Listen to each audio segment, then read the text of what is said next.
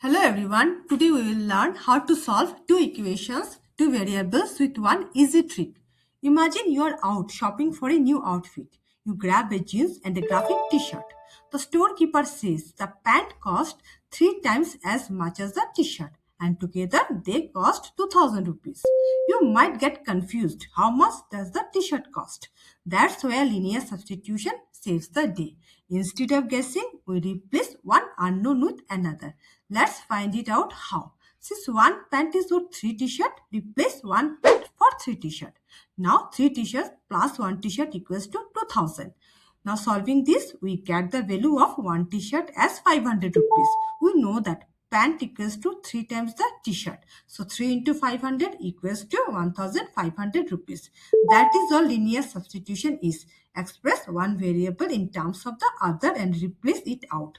Now let us solve a classic exam question using the exact same trick.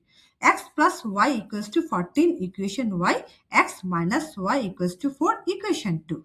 Step 1 is to isolate one variable. Take the second equation x minus y equals to 4. Let's get x by itself. Add y to both the sides and we get x equals to y plus 4. Step 2 is to replace. Just like we replaced the pant for 3 t-shirt, we substitute y plus 4 in place of x in the first equation.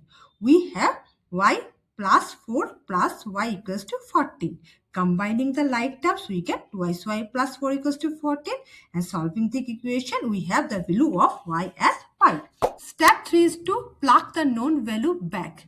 Plug y equals to 5 back into x equals to y plus 4. X equals to 5 plus 4 equals to 9. So x equals to 9 and y equals to 5. Let us verify the answer. 9 plus 5 equals to 14. 9 minus 5 equals to 4. It works. To isolate first, always pick a variable without a number attached to it. Now final challenge for you.